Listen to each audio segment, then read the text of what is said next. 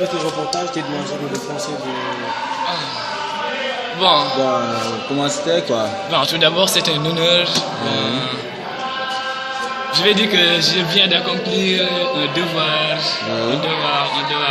inoubliable et bon. De réaliser un rêve aussi, hein? Un rêve, c'est un rêve. Forcément, parce que visiter le tombeau de ce grand monsieur. Je n'ai pas de grand monsieur, j'ai pas de mot pour le qualifier. Mais c'est multidimensionnel, un homme bon. Les capacités intellectuelles.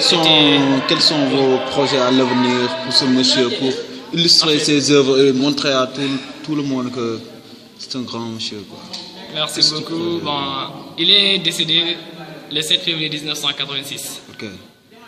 86-2006, c'est 20 ans. 2006-2014, c'est 8 ans. Et ça fait 28 ans. Depuis 28 ans, on lit ses œuvres, on regarde ses vidéos, mais depuis 28 ans, rien n'a changé. Certes, nous sommes jeunes, un peu inexpérimentés, mais les projets n'en manquent pas. Il était de son souhait d'unir l'Afrique,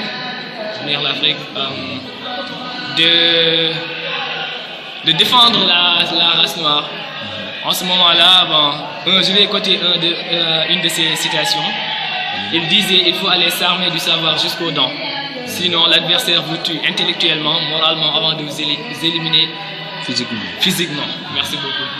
En ce moment-là, ce que nous devons faire pour lui rendre hommage, c'est d'aller nous armer du savoir.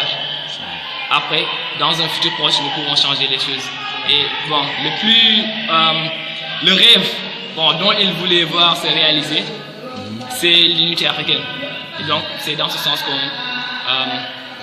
va orienter nos projets. Moi, je te dis aujourd'hui, devant ce tombeau de ce monsieur, que l'Afrique sera unie un jour avec un seul président. Nous allons passer à Mademoiselle. Et je pense que ça sera bon. Non, ça sera ainsi. Franchement, là, il est un peu ému, il continue. On va passer à Mademoiselle. Salut, Mademoiselle. Ma coéquipière. Ah ouais. Comment c'était ici, vous avez effectué ici, comment tu as vécu ça? Disons qu'il y a une différence entre être né pour quelque chose et militer pour quelque chose. On peut être né pour quelque chose et ne pas militer pour ça. On peut ne pas être né pour quelque chose, mais tout faire pour arriver à cela en militant. C'est ce qu'il a fait. Comme l'a dit le vieux qui était là à l'instant, c'est pas un prophète. C'est plus que ça. Parce que chacun d'entre nous croit à quelque chose. Mais toutes ces croyances sont orientées vers une seule et unique chose. C'est l'honnêteté. Il n'y a pas de plus honnête pour quelqu'un que de se sacrifier pour des gens qui ne sont pas encore venus, pour des gens qui tu n'es même pas sûr qu'ils vont te rendre hommage. Actuellement, si on voit la situation de l'Afrique, c'est juste Dieu veut lui montrer qu'il y a toujours des hauts et des bas.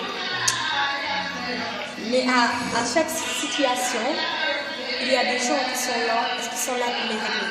Et pour régler cette situation, cette heureuse situation, c'est-à-dire quelqu'un qui s'est réveillé, qui a étudié, qui a vécu dans un cadre spécial, qui a passé toute sa vie à construire l'avenir des autres. Pour pouvoir aider quelqu'un comme ça, il faut juste suivre le chemin qu'il a tracé. Il faut juste, à un moment donné, se rendre compte qu'il n'y a qu'un seul Dieu. Qu'il n'y a pas un Dieu pour les Noirs, un Dieu pour les Blancs, un Dieu pour les jeunes. Il y a un seul Dieu qui gouverne le monde. Et si ce Dieu-là a décidé d'envoyer, après le dernier prophète, quelqu'un pour ouvrir les yeux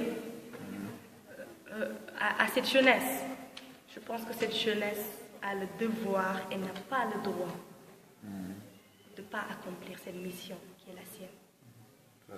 Chaque génération doit découvrir sa mission, la remplir ou la trahir. Donc, mais quels sont, je dirais, vos projets pour que ses œuvres et ce qu'il a fait dans ce monde soit illustré jusqu'au fin des temps, quoi. Jusqu'à la fin des temps.